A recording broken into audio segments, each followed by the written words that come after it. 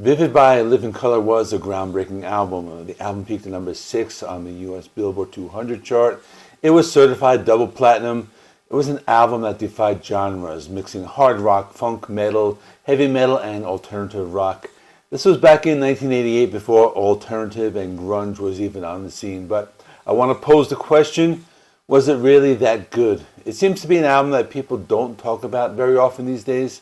So I decided to revisit it and celebrate its 35th anniversary, being that it was released on May 3rd, 1988. This band started in the mid-80s by Vernon Reid. The band was formed in 1984, but if you're wondering why they're using the British spelling of the word, it's because Vernon Reid was born in London, England, and that's how he spelled it.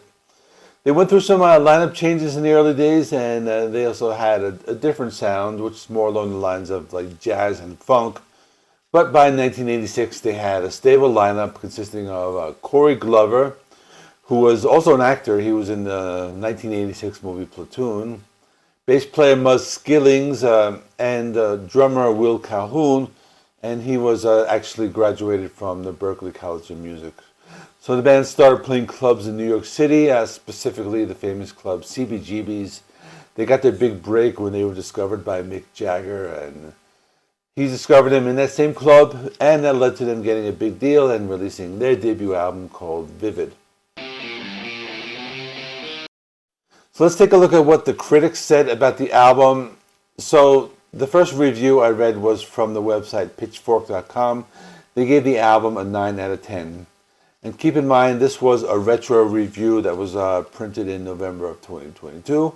So let me read the quote. So the review says, the fact Reid was nowhere to be found on the 100 greatest guitarist list published by Guitar World and Rolling Stone feels like an especially egregious injustice. Ditto for Glover on the latter's greatest singers list. You won't find Vivid on any best debut albums list from rock-centric publications of note. An induction into the Rock and Roll Hall of Fame, for which Living Colour had been eligible since 2013, seems less likely with each passing year. So what they're saying here is what it seems to be like, the album was really big back in the day, but I think people kind of forgot about it for some reason. I don't know if it's just because it doesn't fit any specific genre, that might be one of the reasons, but it seems kind of odd that people don't talk about this that much. And now I'll read a part of a review from loudersound.com. They gave the album 3.5 stars out of 5, which is pretty good. And the review was published in November 2018, so it was another retro review. So they say, 30 years on, it's difficult to contextualize the shock waves generated by the emergence of Living Colour. The four-piece group were articulate, exceptionally proficient musicians with a fresh sound that struck like a lightning bolt. Vowed to protest the political injustices of the New York City locale in which they'd grown up, and there was another significant reason why Living Colour changed the status quo of hard rock music. They were black. So I think if a younger person, hears that or reads it, they might think it's kind of strange. But I think the fact that they were like an all-black band was kind of a big deal in the 80s. These days, metal bands can be any color. It doesn't matter if one person's black or the entire band is mixed race. Or I think people don't notice it anymore. But back then, it was something different.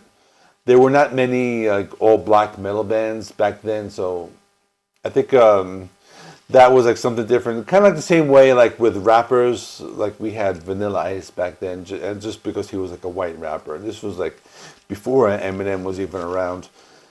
But now it's just something people don't even pay attention to anymore. So let's take a look at the songs now. It opens up with a big hit from the album, Cult of Personality. I remember the song very well when it was released. It was a heavy song for the time, especially because it was played on the radio very often. And the song really shows off Vernon Reid's guitar playing because the main riff is very metal. But in the verses, he plays some jazz guitar chords. There's a lot of guitar shredding on the song, especially during the second solo, where he really like lets out. So this is a great song. This is kind of like the big hit. But after that, some good stuff. After that, I Want to Know, it's a rocker, probably closer to like kind of like the glam metal played at the time. But has some elements of funk rock. So lyrically, it's a typical love song. Vernon Reid still shines with his guitar riffs. The guitar solo is more on the melodic side, but still great. And you can hear the bass player, Mus Skillings, very well. Then Middleman, this is one of the best deep cuts on the album. It has a very memorable riff and mixes some heavier elements with like an overall hard rock song. Another song where the bass playing stands out. Corey Glover's vocals are especially good on this song, and especially the part after the guitar solo where it kind of shows his vocal range. Vernon Reid also has a great guitar solo, and it's played over Mus Skillings' bass playing. And Desperate People is a different type of song. It kind of starts with like this Jimi Hendrix style guitar feedback. Then they like turn it up. The guitar riffs are a little more complex, and overall it's a much heavier song than the one before it. Corey Glover's vocals are darker and heavier, and Vernon Reid plays more of those like typical heavy metal power chords. The lyrics are about the drug scene in New York, and at the time inspired by the heroin overdose of Jean-Michel Basquiat, who was an artist very famous in the 1980s. Open Letter to a Landlord, I guess you can call that a power ballad. Kind of reminds me of like the Rolling Stones at first, that had type of sound, but also considering Mick Jagger was co-producer. The song does pick up, have more of a funk rock vibe, but on the song you can hear lots of funky bass playing by Mus Skillings. Songs about slumlords who sell their property to real estate developers without caring about the people who live there. It's a good song. It was one of the singles, and it shows off their funk rock sound. Funny Vibe is a song that blends funk rock and hip hop. Remember, this was a time when hip hop and heavy metal were starting to come together. The song has Chuck D and Flavor Flav rapping on the song. It's a song I think is very good. It has an old school 80s rap music sound mixed with rock. Song might not be for everyone. It's kind of different. It doesn't have like the same structure as a typical rock song. There are a lot of guitar riffs, there's a lot of funk music, and there's like a lot of like rap sections. But let me read another quote from the Genius lyrics. This song is about Karens and how it doesn't matter what you do as a black man in America. Some white people are going to give you that funny vibe. So I think it's actually like the first time like a Karen is like referenced in music, even though like that idea like didn't really have like this concrete like name called a Karen, but it's really interesting. This band says a lot of things that were very like ahead of its time. I'm going to be talking about that more in the song Glamour Boys in a minute. But the next song, Memories Can't Wait, which is actually a Talking Heads cover. I never knew this until I started to research the album. It's a cool song. It's more of an alternative funk song. I do like how the song goes through different styles throughout the song duration, and some parts are more melodic, others are more experimental.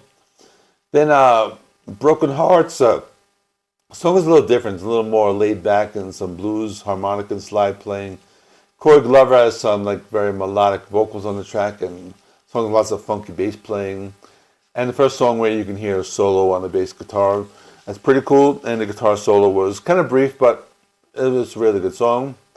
And then there's Glamour Boys. This was probably like the second most popular song on the album. It was different. It was like funk rock with some reggae, but it was still like hard rock and hints of metal. It was still kind of a heavy song, but it's about these like rich, like good-looking men who are always well-dressed, always out on the town.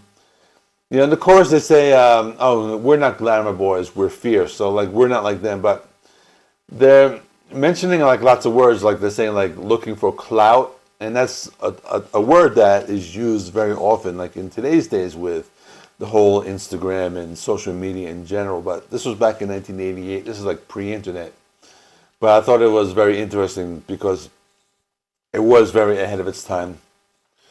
So anyway, two more songs. What's Your Favorite Color? It's the Living Color theme song, very 80s sounding funk rock song.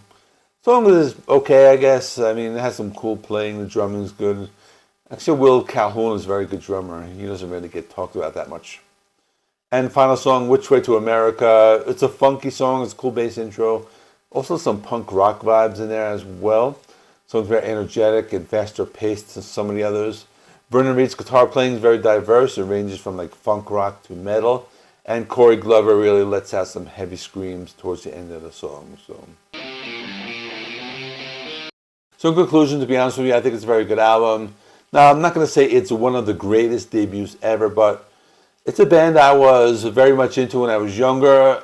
I used to own the first 3 albums. They took a break after that, and they released 3 more, which I have not listened to yet. But the first 3 albums were very good. I would say the second one, Time's Up, is their best album, and that's followed by this one, Vivid. And then I would say the third album, Stain, would be third for me, but also, like I said, I haven't listened to the others. So let me know in the comments what you think about the band Living Colour. Is it a band you still listen to often, or just a band you listened to like back in the day and kind of forgotten about them? So that's all. Thanks for watching. Please remember, like this video. It helps me with the algorithm. Comment. I like comments. I like to respond to all of them. And subscribe. And that kind of will help you keep up to date with all my content. Check out this video right here. I mentioned another Living Colour album as part of my underrated album series. So that is all. See you in the next one.